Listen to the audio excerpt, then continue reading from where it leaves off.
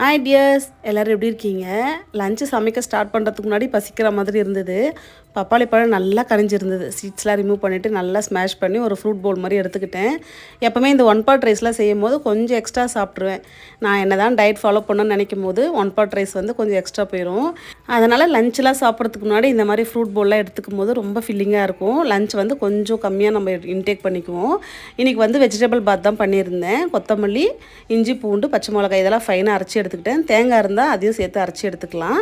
தேங்காய் இல்லாதனால ஸ்கிப் பண்ணிக்கிட்டேன். குக்கரில் எண்ணெய், நெய் ரெண்டுமே கலந்து ஆட் பண்ணிக்கிட்டு பிரியாணி ஸ்பைசஸ்லாம் போட்டு வெங்காயம் மதங்கினதுக்கப்புறம் காய்கறிலாம் சேர்த்து உப்பு போட்டு நல்லா வதக்கிட்டு அரைச்சி வச்ச பேஸ்ட்டு ஆட் பண்ணிக்கலாம்.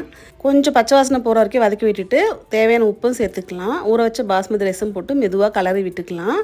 தேவையான அளவுக்கு தண்ணியும் ஆட் பண்ணிக்கிட்டு நல்லா ஹை ஃப்ளேமில் ஒரு விசில் விட்டு இறக்குனா சூப்பரான வெஜிடபிள் பாத் ரெடி ஆகிடும். தயிர் வச்சு சர்வ் பண்ணிக்கலாம். குழந்தைங்களுக்கு ரொம்பவே பிடிக்கும். தேங்க்ஸ் ஃபார் வாட்சிங். பை.